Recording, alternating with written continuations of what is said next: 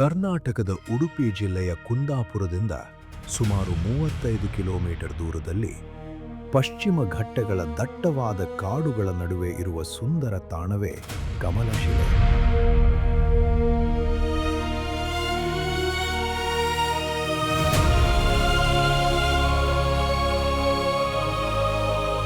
ಕುಬ್ಜಾ ನದಿಯ ತೀರದಲ್ಲಿರುವ ಈ ಪ್ರಶಾಂತವಾದ ಗ್ರಾಮದಲ್ಲಿ ಪ್ರಾಚೀನ ಶ್ರೀ ಬ್ರಾಹ್ಮಿ ದುರ್ಗಾಪರಮೇಶ್ವರಿ ದೇವಸ್ಥಾನವಿದೆ. ಇಲ್ಲಿ ದೇವಿಯನ್ನು ಸಾಮಾನ್ಯವಾಗಿ ಮೂರ್ತಿಯ ರೂಪದಲ್ಲಿ ಅಲ್ಲ, ಬದಲಾಗಿ ಲಿಂಗ ರೂಪದಲ್ಲಿ ಪೂಜಿಸಲಾಗುತ್ತದೆ. ಈ ಲಿಂಗವು ಮಹಾಕಾಳಿ, ಮಹಾಲಕ್ಷ್ಮಿ ಮತ್ತು ಮಹಾಸರಸ್ವತಿಯರ ಶಕ್ತಿಯ ಅದ್ಭುತ ಸಂಗಮವಾಗಿದೆ. ಖರದಟ್ಟವದಾರ್ಥಾಯ ಸಸ್ಯಪ್ರಾಂತೆ ಮನೋರಮಿ ಶ್ರಾವಣಿ ಕೃಷ್ಣಪಕ್ಷಸ್ಯ ನವಮ್ಯಾಂ ಭೃಗವಾಸರೆ ಉದ್ಗತ್ಯ ಪಾತಾಳತಲಾತ್ ಲಿಂಗರೂಪೇಣ ಶೋಭಿತ ರೈಕ್ವಾಶ್ರಮೇ ಮಹಾಭಾಗೆ ಪ್ರಾದುರ್ಭಾವ ಶಿವಾಜ್ಞಾ. ತಾಯಿ ಕುಬ್ಜೆಗೆ ವರಪ್ರದಾನ ಮಾಡುವಾಗ ಹೇಳಿದಂಥ ಶ್ಲೋಕ. ಅಂದರೆ ಕಮಲವನ್ನೇ ಹೋಲುವಂತಹ ಕಮಲದಷ್ಟೇ ನುಣುಪಾದ ಶಿಲಾರೂಪದ ಲಿಂಗ, ಆದ್ದರಿಂದ ಕಮಲಶಿಲೆ ಅಂತ ಹೆಸರು ಬರಲಿ ಕಾರಣ ಆಯಿತು. ಪೌರಾಣಿಕ ಕಥೆಗಳ ಪ್ರಕಾರ ಕೈಲಾಸದಲ್ಲಿ ಪಿಂಗಳ ಎಂಬ ಸುಂದರವಾದ ನರ್ತಕಿ ಇದ್ದಳು. ಒಮ್ಮೆ ಆಕೆಯು ಶಿವ ಪಾರ್ವತಿಯರ ಮುಂದೆ ನೃತ್ಯ ಮಾಡಲು ನಿರಾಕರಿಸಿದಾಗ ಪಾರ್ವತಿ ದೇವಿಯು ಕೋಪಗೊಂಡು ಭೂಲೋಕದಲ್ಲಿ ಕುರೂಪಿಯಾಗಿ, ಅಂದರೆ ಕುಬ್ಜೆಯಾಗಿ ಜನಿಸುವಂತೆ ಶಾಪ ನೀಡಿದಳು. ತನ್ನ ತಪ್ಪಿನ ಅರಿವಾದಾಗ ಪಿಂಗಳ ದೇವಿಯಲ್ಲಿ ಕ್ಷಮೆಯಾಚಿಸಿದಳು. ಆಗ ಪಾರ್ವತಿ ದೇವಿಯು ಖಾರರಾತಾಸುರ ಎಂಬ ರಾಕ್ಷಸನನ್ನು ಸಂಹರಿಸಲು ತಾನು ಸಹ್ಯಾದ್ರಿ ವನದಲ್ಲಿ ಕಮಲಶಿಲೆಯ ಲಿಂಗ ರೂಪದಲ್ಲಿ ಕಾಣಿಸಿಕೊಳ್ಳುವುದಾಗಿ ತಿಳಿಸಿದಳು. ದೇವಿಯ ಆಜ್ಞೆಯಂತೆ ಪಿಂಗಳ ಕುಬ್ಜಾ ನದಿಯಾಗಿ ಹರಿಯುತ್ತಾಳೆ. ಪ್ರತಿ ವರ್ಷ ಮಳೆಗಾಲದಲ್ಲಿ ಕುಬ್ಜಾ ನದಿಯು ಉಕ್ಕಿ ಹರಿದು ನೇರವಾಗಿ ದೇವಸ್ಥಾನದ ಗರ್ಭಗುಡಿಯನ್ನು ಪ್ರವೇಶಿಸಿ ದೇವಿಯ ಪಾದಗಳನ್ನು ತೊಳೆಯುವುದು ಇಲ್ಲಿನ ಅತಿ ದೊಡ್ಡ ವಿಸ್ಮಯ. ಸಹ್ಯಪಾದೋದ್ಭವೇ ಕಾಚಿ ನದಿ ಪಶ್ಚಿಮ ವಾಹಿನಿ ಸರ್ವಪಾಪಹರ ನಾಮ್ನಾಂ ಕುಬ್ಜೇತಿ ಭಯಹಾರಿಣಿ.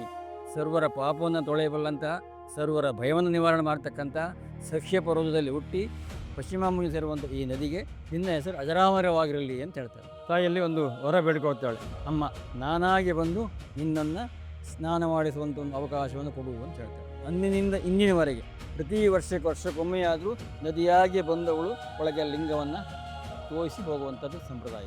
ಕಮಲಶಿಲೆಯು ಕೇವಲ ಪೌರಾಣಿಕವಲ್ಲದೆ ಅತ್ಯಂತ ಮಹತ್ವದ ಐತಿಹಾಸಿಕ ಹಿನ್ನೆಲೆಯನ್ನು ಹೊಂದಿದೆ. ಕೆಳದಿ ಮತ್ತು ಮೈಸೂರಿನ ಅರಸರು ಈ ದೇವಾಲಯಕ್ಕೆ ಅಪಾರ ಕೊಡುಗೆಗಳನ್ನು ನೀಡಿದ್ದಾರೆ. ಕೆಳದಿ ಅರಸರು, ಮೈಸೂರು ಅರಸರು ಎಲ್ಲರೂ ಕೂಡ ಅಲ್ಲಿ ಸಾಕಷ್ಟು ಅನುದಾನ ಕೊಟ್ಟಿದ್ದಾರೆ. ಸಾಕಷ್ಟು ಪ್ರಾಚೀನತೆ ಪಡೆದಿದೆ. ಅಲ್ಲಿ ಹಿಂದಿನಿಂದಲೂ ರಾಜರ ಕಾಲದಲ್ಲೂ ಕೊಟ್ಟಿದ್ದರಲ್ಲಿ ಕೆಳದಿ ಅರಸರು ದಾಖಲೆಗಳಿರುತ್ತೆ ದೇವಸ್ಥಾನದ ಕೈಪೆಟ್ಟು ಮತ್ತು ಕಡತಗಳಲ್ಲಿ ನಮ್ಗೆ ಸಿಗುತ್ತೆ.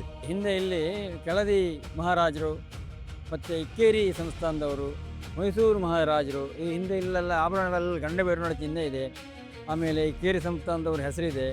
ಆಮೇಲೆ ಕೆಳದಿ ಸಂಸ್ಥಾನದವ್ರ ಹೆಸರು ಕೂಡ ಹಿಂದಿನ ಆಭರಣಗಳೆಲ್ಲ ಇತ್ತು, ಈಗಲೂ ಇದೆ. ಹಿಂದೆ ವೀರಭದ್ರನ ಒಂದು ಆಭರಣದಲ್ಲಿ ಗಂಡಬೇರುನೊಡ ಚಿಹ್ನೆ ಮೈಸೂರು ಮಹಾರಾಜರ ಕೊಡುಗೆ ಅಂತ ಹೇಳ್ತಾರೆ. ಆಮೇಲೆ ಹಾಗೆ ತುಂಬ ಧಾರಾಬಟ್ಲು ಅಂತಿದೆ. ಆ ಧಾರಾಬಟ್ಲಲ್ಲಿ ಕೆಳದಿ ಬಂಕಣ್ಣನ ಸೇವೆ ಅಂತ ಅದರಲ್ಲಿ ಒಕ್ಕಣ ಇದೆ. ದೇವಸ್ಥಾನದ ಅನ್ನದಾನವು ರಾಜ್ಯಾದ್ಯಂತ ಪ್ರಸಿದ್ಧವಾಗಿದ್ದು ಪ್ರತಿದಿನ ಸಾವಿರಾರು ಭಕ್ತರಿಗೆ ರುಚಿಕರವಾದ ಅನ್ನಪ್ರಸಾದವನ್ನು ಬಡಿಸಲಾಗುತ್ತದೆ. ಶ್ರೀ ಬ್ರಾಹ್ಮಿ ದುರ್ಗಾ ಪರಮೇಶ್ವರಿ ದೇವಸ್ಥಾನದ ವಾಸ್ತುಶಿಲ್ಪವು ನಯನ ಮನೋಹರವಾಗಿದೆ. ದೇವಾಲಯದ ಮುಂಭಾಗದಲ್ಲಿ 75 ಅಡಿ ಎತ್ತರದ ಬೃಹತ್ ಧ್ವಜಸ್ತಂಭವಿದ್ದು ಇದನ್ನು ಒಂದೇ ಕಿರಾಲ್ ಭೋಗಿ ಮರದಿಂದ ಕೆತ್ತಲಾಗಿದೆ ಮತ್ತು 200 ಕಿಲೋಗ್ರಾಂ ಬೆಳ್ಳಿಯಿಂದ ಅಲಂಕರಿಸಲಾಗಿದೆ. 1968ರ ಭೀಕರ ಪ್ರವಾಹದಲ್ಲಿ ಹಾನಿಗೊಳಗಾಗಿದ್ದ ದೇವಾಲಯವನ್ನು ಮರುನಿರ್ಮಾಣ ಮಾಡಲಾಯಿತು. ಇಲ್ಲಿನ ವಾರ್ಷಿಕ ರಥೋತ್ಸವದಲ್ಲಿ ಬಳಸಲಾಗುವ 6 ಚಕ್ರಗಳ ಮರದ ರಥವು ರಾಮಾಯಣ ಮತ್ತು ಮಹಾಭಾರತದ ಸುಂದರವಾದ ಕೆತ್ತನೆಗಳನ್ನು ಹೊಂದಿದೆ. ಇತ್ತೀಚೆಗಷ್ಟೇ ಭಕ್ತರ ನೆರವಿನಿಂದ 24 ಕ್ಯಾರೆಟ್ ಶುದ್ಧ ಚಿನ್ನದ ಗೋಪುರವನ್ನು ಸಹ ನಿರ್ಮಿಸಲಾಗಿದ್ದು ಇದು ದೇವಾಲಯದ ಭವ್ಯತೆಯನ್ನು ಮತ್ತಷ್ಟು ಹೆಚ್ಚಿಸಿದೆ. ಈಗಲೂ ಕೂಡ ಸಾಕಷ್ಟು ಇದನ್ನು ಕೊಡ್ತಾರೆ. ಕೊಲ್ಲೂರಿನಲ್ಲಿ ಗೋಪುರ ಕೆಳದಿ ಅರಸರು ಕೊಟ್ಟರಲ್ಲ, ಅದೇ ರೀತಿಯ ಗೋಪುರವನ್ನು ಈಗ ಇವರು ಮಾಡಿದ್ದಾರೆ ಕಮರಶಿಲೆಯಲ್ಲಿ. ಇತ್ತೀಚಿನ ಒಂದು 10 ವರ್ಷದ ಹಿಂದೆ ಪ್ಯೂರ್ 24 ಕ್ಯಾರೆಟ್ ಗೋಪುರವನ್ನು ಈಗ ಅದು ನಿರ್ಮಾಣ ಮಾಡಿದ್ದಾರೆ ಅವರು.